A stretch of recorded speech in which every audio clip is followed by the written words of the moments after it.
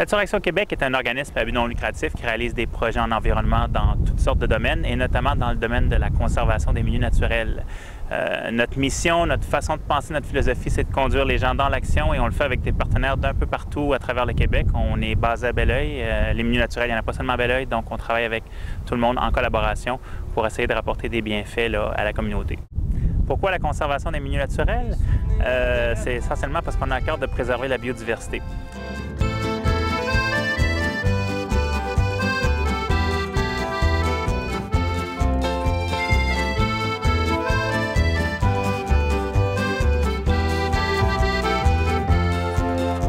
Je m'arrête un instant pour te parler de ma vie, juste comme ça, tranquillement, dans un bar rue Saint-Denis. Qu'est-ce que c'est exactement la biodiversité? La biodiversité, c'est comme le mot le dit, c'est la diversité du vivant, la diversité du biologique. Donc, c'est la variété des espèces, les grandes quantités d'espèces qu'on rencontre, les différentes sortes d'espèces qu'on rencontre, mais ça va plus loin que ça. Ça va dans la diversité des milieux naturels, des écosystèmes. Ça va même jusqu'à dans la diversité des gènes. On ne la soupçonne pas, mais elle est très importante, la diversité génétique. Quand on parle de biodiversité, souvent, on a en tête la forêt tropicale. On sait qu'il y a une grande biodiversité dans la forêt tropicale, puis on a tendance à ignorer un peu ce qu'il y a au Québec. Bien, il faut savoir qu'au Québec, on a 40 000 espèces d'animaux et de plantes sauvages. Pourquoi le sud du Québec? Bien, c'est assez simple. Pour les mêmes raisons que les êtres humains sont venus s'installer, d'ailleurs. Plus beau climat, plus chaleureux, plus chaud, plus d'ensoleillement, des terres qui sont plus fertiles. Alors, les êtres humains viennent s'installer dans le sud du Québec, et c'est aussi là, malheureusement, qu'on rencontre la plus grande biodiversité. Pour essayer d'illustrer un peu mon propos sur l'importance même économique de la biodiversité, laissez-moi vous raconter l'exemple de la ville de New York, dont 90 % de l'eau potable consommée par les New-Yorkais n'est même pas filtrée. C'est de l'eau qui est puisée directement dans les Catskills, dans les montagnes Catskills, dans l'État de New York. Pour préserver la qualité de cette eau-là, la ville de New York a choisi d'investir 1,8 milliard de dollars dans la protection de 32 000 hectares de terre. Et elle a fait ce choix-là, c'était vraiment un choix logique. Elle préférait investir ce 1,8 milliard plutôt que de devoir consacrer 8 milliards à construire une usine d'épuration dans laquelle il aurait fallu ensuite investir 300 millions par année pour l'opérer. Donc, même sur le plan économique, préserver la biodiversité, c'est une bonne chose.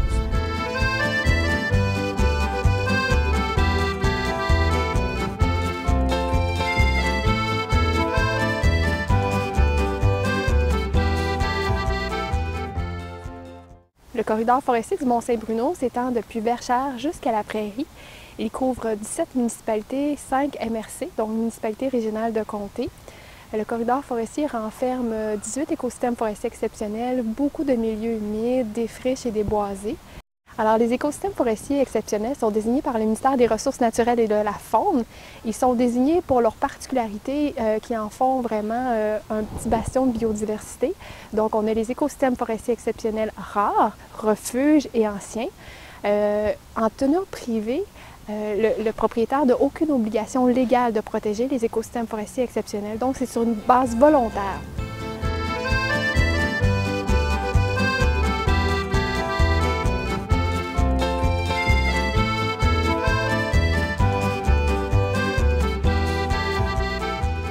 Les milieux naturels du corridor forestier du Mont-Saint-Bruno sont importants tout d'abord pour leur valeur paysagère.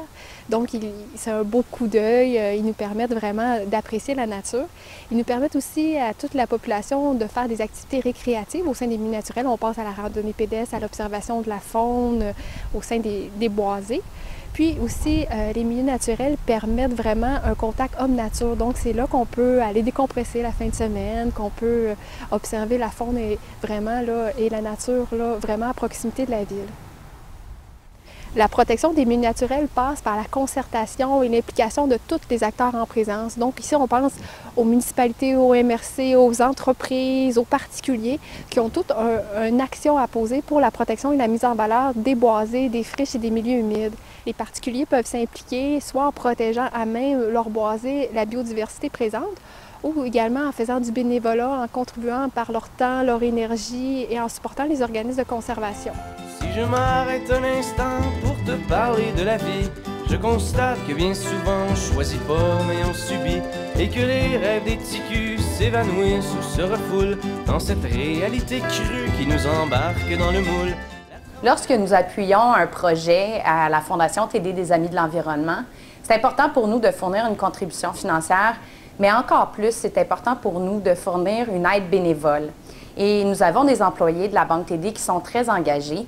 D'ailleurs, le 28 octobre dernier, un groupe d'une dizaine d'employés, incluant un vice-président de district et certains directeurs de succursales, qui se sont déplacés au corridor boisé du Mont-Saint-Bruno pour donner un coup de main. Si je m'arrête un instant pour te parler de ma vie, juste comme ça, tranquillement, dans un bar rue Saint-Denis, je te raconterai les souvenirs bien gravés dans ma mémoire de cette époque où vieillir était encore bien illusoire. Quand j'agaçais les petites filles pas loin des balançoires et que mon sac de billes devenait un vrai trésor. Ces hivers enneigés à construire des igloos et rentrer les pieds gelés juste à temps pour passe-partout. Mais au bout du chemin, dis-moi ce qui va rester de la petite école et de la cour de récré.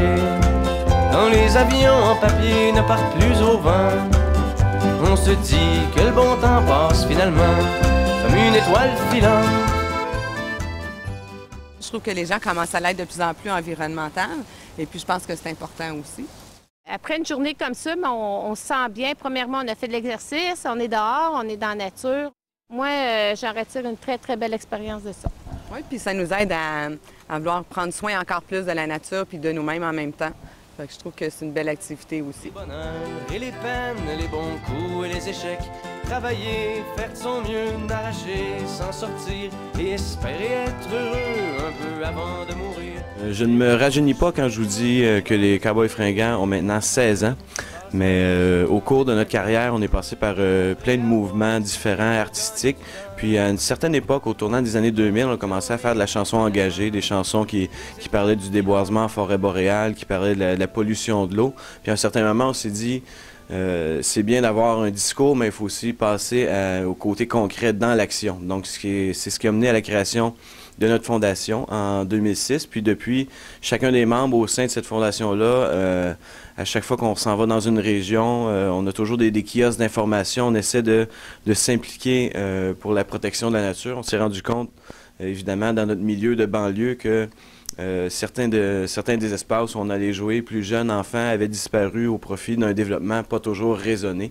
Donc, c'est un peu pour nous, pour pouvoir avoir une bonne qualité de vie en tant que citoyen, pour pouvoir faire un leg à nos enfants, qu'on s'implique en environnement et on vous invite évidemment à faire de même.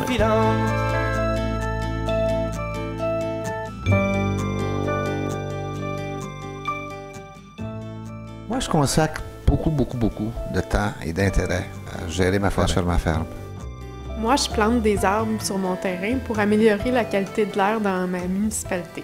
Moi, je profite des milieux naturels près de chez moi et j'aide à les conserver. Je ne me contente pas de recycler, j'essaie de réduire à la source les matières que je consomme. Moi, je privilégie la plantation d'espèces indigènes dans mes plates-bandes. Moi, je verdis mon jardin pour contrer les îlots de chaleur et attirer les oiseaux. À Noël, je fais un don pour la conservation. Moi, je participe au bénévolat de mon entreprise. Je consomme des produits locaux. Je composte avec mes enfants. Je fais du covoiturage. Moi, je recycle les anciens ordi. Moi, je m'informe des projets en environnement dans ma communauté.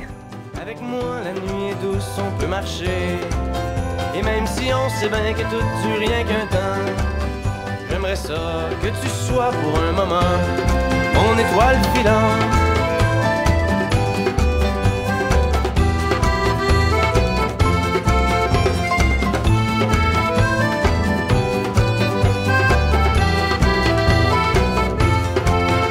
Et au bout du chemin, dis-moi ce qui va rester. Et au bout du chemin, dis-moi ce qui va rester. Des étoiles filantes.